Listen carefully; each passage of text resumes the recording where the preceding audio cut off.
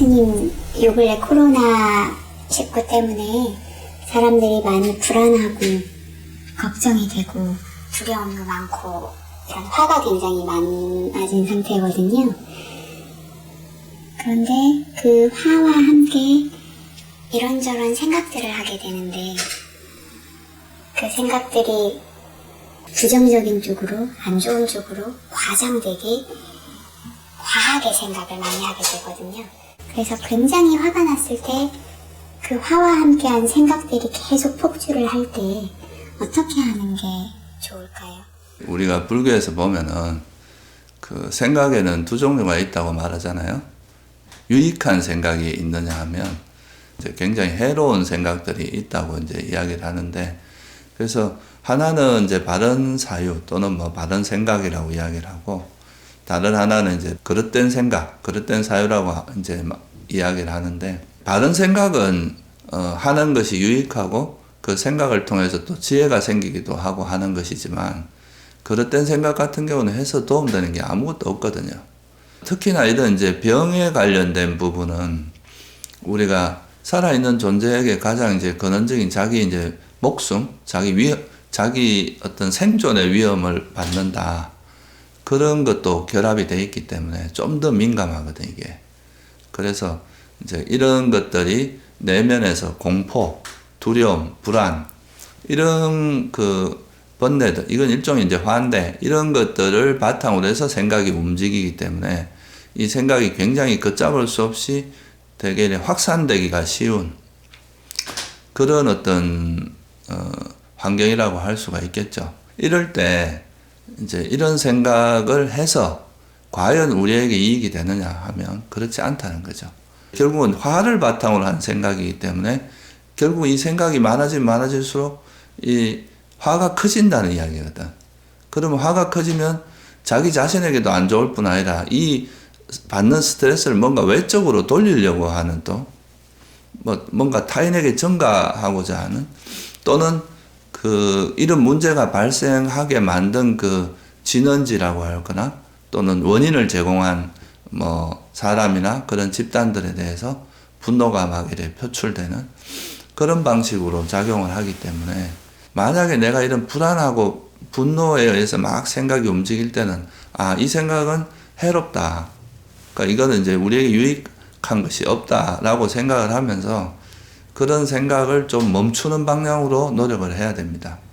그래서 뭐 예를 들어서 뭐 오히려 그런 상황에 대해서 자애심을 일으켜서 이제 지금 고통받고 있는 모든 이제 사람들이 위험에서 벗어나서 건강하기를 이렇게 이제 자애수행을 한다거나, 또 이런 상황도 영원한 건 아니니까 언젠가는 이제 우리가 지혜롭게 슬기롭게 잘 극복한다면 머지않아 극복될 거다 하는 그런 마음으로 화를 가라앉히는 게 선행이 돼야 되고, 그러고 나서 이제 이런 상황에서 우리가 어떻게 대처하는 것이 이런 위기를 극복하는 데 도움이 되고 좀 더 이제 바람직한 방향인가, 이렇게 지혜롭게 생각을 해서 개인 위생을 좀 철저히 하고 남에게 피해가 되는 그런 행위들을 하지 않는, 또 이렇게 요즘 고통받고 있는 사람들에 대해서 또 자애심을 일으키고 그분들에게 뭐 조금이나마 도움 줄 수 있으면 도움을 주려고 하고, 또 그렇게 하는 것이 이 상황을 극복하고 이런 거에 대한 불안이나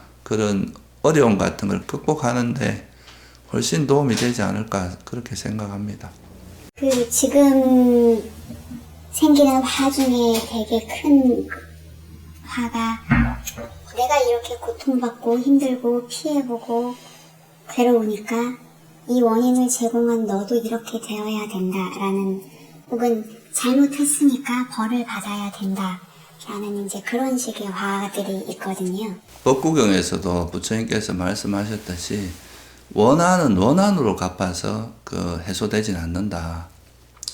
그러니까 우리가 어떤 사람에 대해서 불만이 있는데 그 화를 낸다고 해서 내가 마음이 편해지고 행복해지느냐 하면은 아마 그 대부분의 사람들이 경험을 해보면 절대 그렇지 않다는 걸 알게 될 거예요. 남에게 화를 내면 낼수록 화는 더 커져. 더 커지고 내면의 불만은 더 많아지고, 상대에게 복수를 하고 그렇게 했다고 해서 내 마음이 시원해지는 게 아니라 오히려 속에 이제 그런 분노는 더 커지는 경우가 더 많거든요. 그래서 부처님께서도 이런 이제 원한을 원한으로 해소되진 않는다. 그러니까 화를 내는 것 자체가 일단은 나한테 굉장히 큰 고통을 주고 나에게 해롭고 타인에게도 그 괴로움이 전가되기 때문에 이런 것은 백해무익하다. 그래서 화를 내는 그런 것들이 아무 의미가 없다는 걸 알면 이제 화를 내는 것보다 아까 말했듯이 자애심으로 전환을 해서 이런 상황에서 우리가 어떻게 마음을 쓰는 것이 우리가 이런 위기를 극복하고 어려움을 극복하는데 도움이 될 것인가 하는 그런 방향으로 마음을 쓰는 것이 훨씬 더 현명한 생각이다.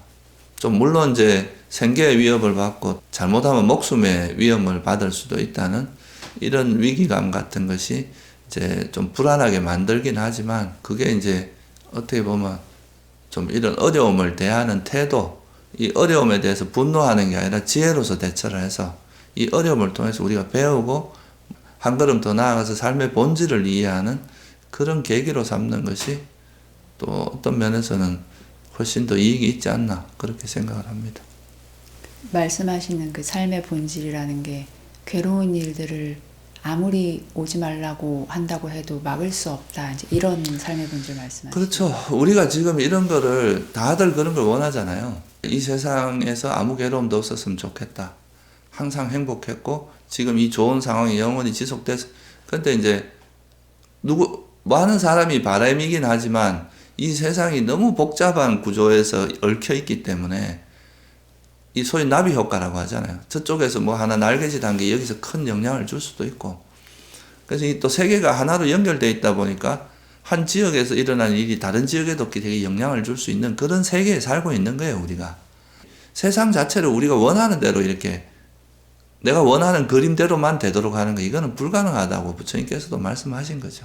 화를 가라앉히는 방법 그리고 마음을 편하게 먹는 방법으로 자애의 마음을 가지라고 말씀을 해주셨잖아요. 자애 수행을 본격적으로 배우신 분들은 자애 수행을 하시면 되는데 자애 수행을 이렇게 체계적으로 배우지 않으신 분들이 쉽게 할 수 있는 자애를 내는 마음의 방법이 어떤 게 있을까요? 지금 같은 상황에서. 그러니까 이제 이 화라는 것이 가지고 있는 위험성, 나도 괴롭게 나부터 일단 괴롭거든 화가 나면. 그리고 이제 그게 남에게도 큰 괴로움을 준다는 그런 위험성하고 이런 자애가 가지고 있는 이익, 그 남에게 이렇게 분노를 표출하는 것보다 그 사람에게 행복하길 바라고 잘하길 바라고 이런 것들이 그 사람에게 뿐만 아니라 본인의 마음에도 되게 큰 이익을 주거든요.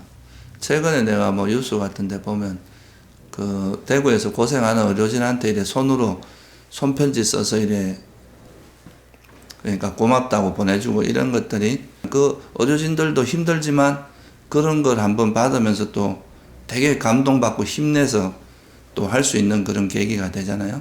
그러니까 그런 것처럼 이런 이제 선한 마음은 좋은 마음이라고 하는 게 사람을 위안해주고 그 사람에게 힘을 주는 일이기도 하거든요. 자애의 마음을 일으키는 거 이런 거에 유익함 그런 것들이 가지고 있는 그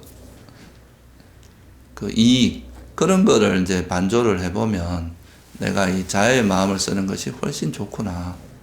그 뭐 예를 들어서 뭐 지금 그런 문제가 생기게 만든 그 사람들한테 화를 내기보다 우리도 그런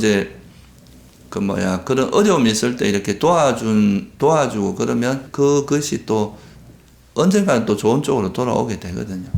그래서 이런 이제 제일 기본적으로 화를 버리는 방법은 화가 가지고 있는 그런 해로움, 그런 것을 이해를 하고 자애의 마음을 일으키는 것. 남이 고통받기보다는 그 사람이 행복하길 바라고, 그 사람이 괴롭기보다는 그 사람의 고통을 덜어주길 바라는 이런 마음을 일으키는 것이 우리에게도 굉장히 우리 마음도 되게 넉넉하게 만들어주고 또 상대에게도 되게 이익을 많이 준다. 이런 거를 이해하는 것이 이제 화를 버리는 데 가장 큰 거고, 또 하나는 이런 이런 문제 자체가 어차피 영원한 건 아니잖아요. 우리가 평생 이렇게 지속되지는 않을 거거든. 그러면 이게 변하기 마련이고 어차피 지나가기 마련이다. 그리고 이런 것을 아까도 말했지만 우리가 이제 통제할 수 있는 게 아닌 영역도 많거든. 이건 어쩔 수 없이 통제할 수 없고 어차피 어떤 제어할 수 없는 그러니까 그런 일들이다. 그런 지혜를 가지고 있으면 또 이런 상황에 대해서 화가 덜 날 수가 있겠죠. 그래서 오히려 이렇게 좋은 일로 기부를 하고 뭐 선행을 하고 봉사를 하고 이런 것들이 또 화를 가라앉히는데 되게 도움이 되거든요. 그래서 화가 별로 우리에게 도움될 거 아무것도 없다. 이럴 때일수록 서로가 자애의 마음을 가지고 그게 본인에게도 좋아요. 본인에게도 좋고 이 타인에게도 좋고 이 사회적으로도 국가적으로도 좋다. 이런 마음으로 마음을 쓰는 것이 화를 가라앉히는데 큰 도움이 되지 않을까.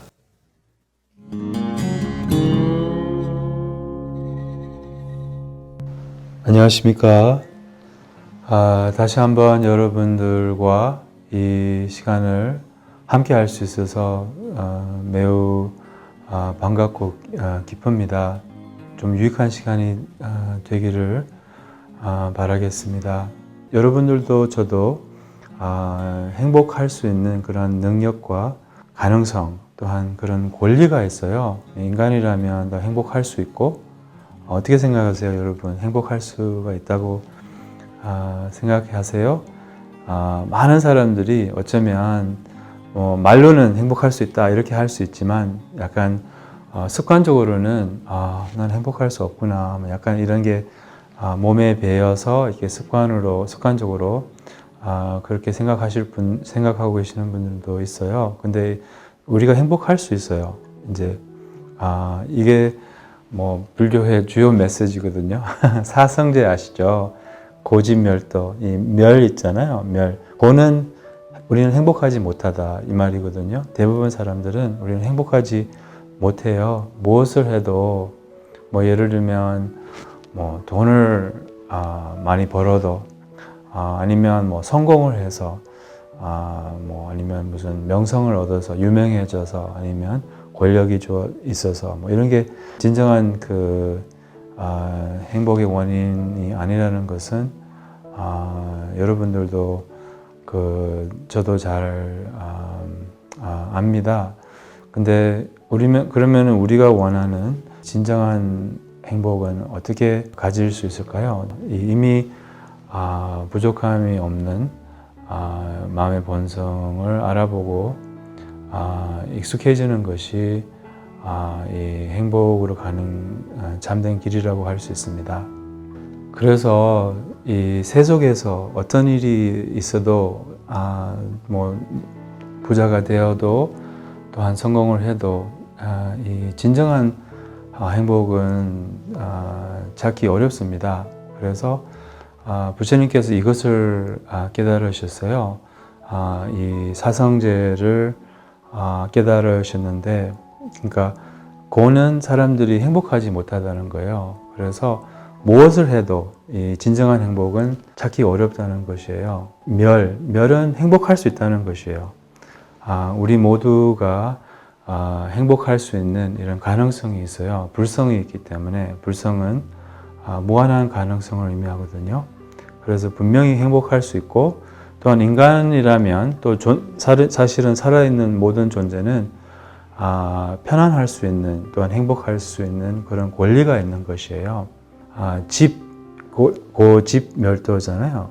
고는 아까도 말씀드렸지만 사람들이 행복하지 못하다는 거예요. 약간 무슨 말이냐면 이 사람들이 기본적인 그러한 불만이 있는 것이에요. 불만족하다고요. 그래서 무엇을 해도 일시적으로는 행복하지만 우리가 진정으로 원하는 오래가고 꾸준한 이 행복은 바깥에서 찾을 수가 없다고 해요. 고통의 원인은 바로 바깥에서 찾고 있기 때문이에요. 우리가 구체적으로는 이 집은 그 집착을 의미하거든요. 그러니까 고통의 원인은 우리가 자신을 잘못 보고 있어요. 자신이 이제 독립적으로 홀로 변함없이 이렇게 존재한다고 그렇게 생각을 해서 자신을 집착해서 자신을 아끼게 돼요. 여기서부터 이제 고통이 만들어지고 아집 이런 자신을 아끼는 마음이 바로 생각으로 이렇게 현현이 되거든요. 그래서 이런 생각들이 어떻게 보면 행복을 막고 있어요. 이미 있는 행복을 우리의 행복한 본성을 가리고 있어요. 그리고 도는 이제 우리가 나갈 길이죠. 어떻게 하면 행복할 수 있는지, 어떻게 하면 고통으로부터 벗어날 수 있는지, 이것이 바로 이제 불교에서는 이 도를 이제 팔정도라고도 하는데, 또 다르게 말하자면 우리의 본성과 익숙해지는 것이에요. 우리의 본성은 자비롭고 지혜롭다고 말씀드렸잖아요. 그래서 이 도는 자비와 지혜라고 할 수 있어요. 저도 저에게도 여러분에게도 이 말을 하고 싶어요. 행복할 수가 있다고요. 분명히 행복할 수가 있고, 행복은 우리의 권리예요. 그래서 명상을 통하여, 마음 공부를 통하여, 근데 다른 방법은 없어요. 아쉽게도. 어떻게 부자가 돼서 무슨 바깥에서 진정한 행복을 찾을 수가 없어요. 그래서 오직 마음 공부를 통하여 이제 과학자들이 모든 사람은 이 행복의 그 기본 선이 있다고 해요. 이 기본 선은 타고난 행복할 수 있는 가능성을 의미하거든요. 그거는 이제 불교에서는 업이라고 하죠. 사람마다 조금씩 달라요. 어떤 사람은 좀 많이 행복할 수 있고, 어떤 사람은 조금 적게 행복할 수 있고, 어떤 사람은 좀 긍정적이고, 어떤 사람은 좀 부정적. 이게 이제 각 사람마다 타고난 그런 행복할 수 있는 가능성, 이제 이게 행복의 기본선이라고 해요. 근데 어떤 일이 있어도, 좋은 일이 있어도, 돈이 생겨도 이렇게 올라갔다가 이제 행복감을 많이 느꼈다가 다시 내려오거든요. 연애를 하면 굉장히 행복해지잖아요. 그것도 영원하지는 않잖아요. 물론 이제 몇 년 갈 수는 있지만, 그럼 다시 이제 이 행복 기본선으로 다시 돌아온다는 거예요. 그래서 좋은 일이 있어도 다시 이 행복의 기본선으로 들어오고, 또한 안 좋은 일이 있어도 예를 들자면 친척이 가까운 사람이 이렇게 죽으면 굉장히 우울해지고 이렇게 다운되잖아요. 그래도 그것도 영원하지 않잖아요. 시간이 지나면 다시 우리의 행복의 기본선으로 돌아온다는 거예요. 행복의 기본선이 어떤 일이 있어도 삶에 어떤 일이 있어도 잘 바뀌어지지 않아요. 그래서 약간 이 행복의 기본 선은 그냥 대체적으로는 사람들이 좀 행복하지 못하다는 거예요. 그냥 약간 어떤 일이 있어도 약간 다시 좀 불평, 불만, 약간 이런 마음의 습관이 다시 작동이 돼요. 이 마음의 습관이 바로 부처님께서 말씀하신 고통이거든요. 고통은 박혀있지 않아요. 윤회는 박혀있지 않아요. 이 마음의 습관이 안 좋은 거예요. 마음의 습관이 행복의 마음의 습관이 아니라 불행의 마음의 습관이에요. 그래서 이 마음의 습관을 바꾸는 것이 우리가 이제 배우고 해야 할 일이라고 할 수가 있어요. 그래서 이 마음의 습관을 바꾸는 것이 바로 명상이고, 이 마음의 습관이 존재하는 한 우리가 행복할 수가 없다는 거예요. 그래서 이 마음의 습관을 좋게 하고 마음의 습관에서 벗어나는 것이 이제 수행이라고 할 수 있어요. 그래서 우리가 타고난 이 행복의 기본선을 바꿀 수 있는 유일한 것이 이제 과학자들이 이것을 발견했는데 명상이에요. 그래서 마음 공부를 하면 우리의 행복할 수 있는 가능성을 늘릴 수가 있다는 거예요. 그래서 더 크게 할 수 있다는 것이거든요. 사실은 우리가 행복할 수 있는 가능성이 무한하거든요. 무한하게 행복할 수가 있어요. 무한하게 이 마음의 행복과 우리의 마음이 무한하기 때문이에요. 그래서 이 명상을 배우면 이제 명상이라는 것이 바로 마음을 어떻게 하면 더 행복하게 할 수 있고, 더 가만히 있게 할 수 있고, 덜 산만하게 할 수 있고, 이런 것이 명상이거든요. 그래서 명상을 하면 우리가 정말 원하는 이 진정한 행복을 찾을 수가 있다고 해요. 그럼 오늘 세션을 마무리하기 위해서 짧게 여러분들과 함께 명상을 하고자 합니다.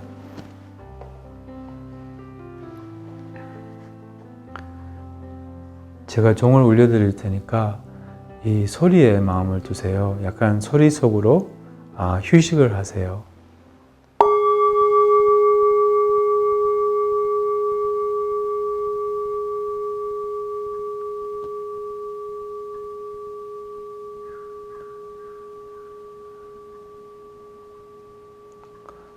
약간 소리 속으로 힘을 빼는 거죠. 힘을 빼는 거, 릴렉스하고 명상하고 아주 밀접한 그런 관련이 있는 것이에요. 왜냐하면 생각을 하고 있는 한 우리가 업을 만들고 이 습관적인 마음이 좀 못됐거든요. 그래서 고통을 찾아요. 그래서 생각이 이어가서 이제 고통을 만들고, 그래서 명상은 생각을 내려놓는 것이에요. 그래서 이렇게 릴렉스하면 생각이 내려놓아지거든요. 왜냐하면 생각을 하고 있는 한 긴장이 있어요. 긴장을 풀면 생각도 놓아지고 마음도 쉬어지고 몸도 편안해집니다. 그래서 소리에 릴렉스를 해보세요. 소리 속으로 힘을 빼는 거죠. 쉽게 말하자면 소리가 들리면서 편한 겁니다. 다시 한번 해볼게요.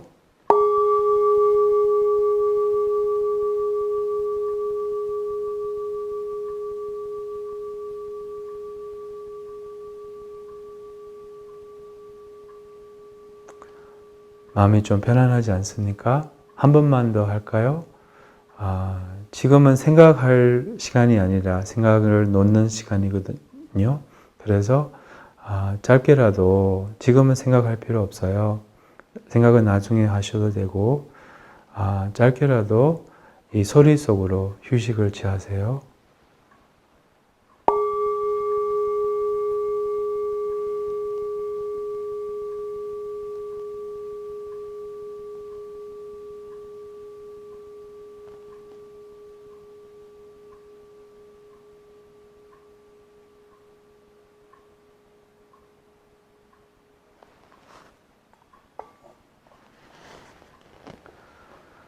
오늘은 여기서 이 소리 명상으로 세션을 마무리하겠습니다. 다음 시간까지 여러분들이 항상 마음이 편안하고 건강하시고 행복하시기를 바랍니다.